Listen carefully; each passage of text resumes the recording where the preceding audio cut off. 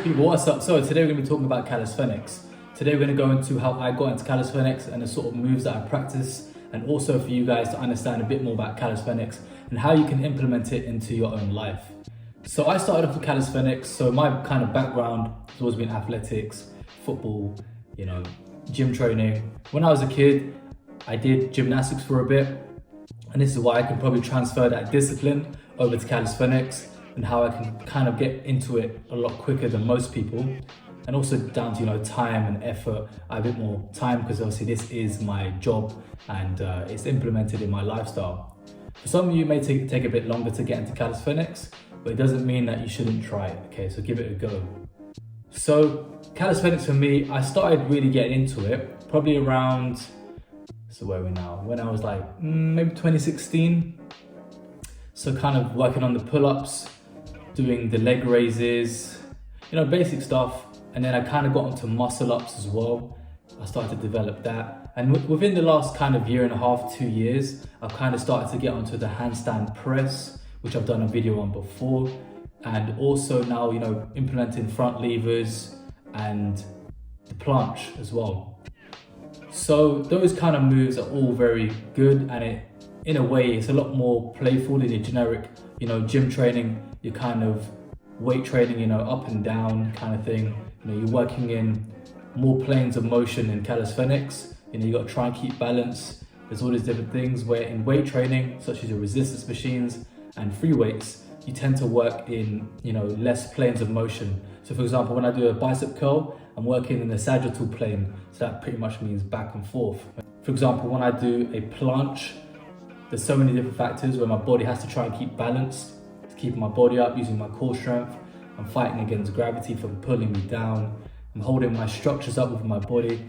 So it's a lot more skill-based than your generic weight training. Is it better than weight training itself? That's not for me to decide, that's for you to decide. But I like to have a mixture and a balance between all the different components of health and fitness. And calisthenics, it supplements that, and it helps me kind of build new skills. Also gets me to a point where I'm able to express myself and express my art through calisthenics. People express it in different ways, such as bodybuilding. People do it through powerlifting. People express themselves through calisthenics. People express themselves through football. So it's just another way of me expressing myself through that. And it's also good to look back on where you started. For example, when I was building up my handstand press, it was very, in the beginning, it wasn't up to scratch. Up until now, when I look back, I'm like, oh wow, I couldn't even push myself up fully. But now I'm able to literally just push myself up, hold myself there for a long time, come back down, and then get myself back up. Like, it shows like the beauty and the strength and how your body adapts to the stimulus that you give it. Also, it takes into account of a lot of belief, the belief to be able to actually transcend your strength, and you as the organism is able to build that within yourself and to be able to create a result that you want and to be able to express that through your movement. That's why I find calisthenics is a great way to express that movement, that energy, that effort into something where it kind of, people see it and are like, wow, like that looks good. If you're getting into calisthenics, I'll definitely focus on more of the basic stuff. Press up holds, leg raise holds. You might get into pull-ups if you're strong enough. And you can start to regress it as well. For example, on a pull-up, you might want to use a band. You might do negative pull-ups. Negative pull-ups is where you start from the top and you just slowly come down. You don't do the pull-up part. And all these different methods, it's very hard to explain all of them in one video. But it is on my program, the Aesthetic Athlete. There is a body program or calisthenics program that you can go into, and it has athletic level, beginner level, and intermediate. So there's all these different ways you can train yourself. But as a beginner as well, you want to slowly build up. You might not be able to do a pull-up yet, but you can regress it. So what you're doing is you're practicing movement patterns. That's all it is. You're practicing a pattern of movement.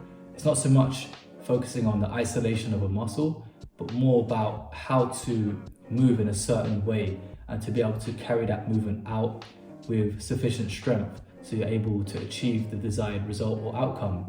So these things are important to do. You have to remember the principles of progression and regression. And if you're getting stronger, then progress the exercise. If you're not able to achieve it, break it down in its component parts. And it doesn't mean you can't practice the full movement. Go for the full movement and practice that. But if you can't actually, fully achieve the full movement, then break it down a bit. So when I've been practicing my planche, and it is a very tough movement because of my legs are quite heavy because I've always played football, so I've got big legs.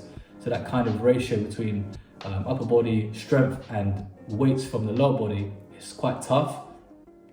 So I managed to build up this movement within about maybe 6 months, 6 to 8 months. It's got a lot better. I could only hold it for around 2 seconds, but now I can hold it for around 8 seconds. So it's got a lot better. So that's just that consistency of practicing and doing it, and keeping my mind on that movement as well. So these things are so important. So I started off with like a leg tuck. You go into the planche, you tuck the knee, or you bend the knees and you tuck it in.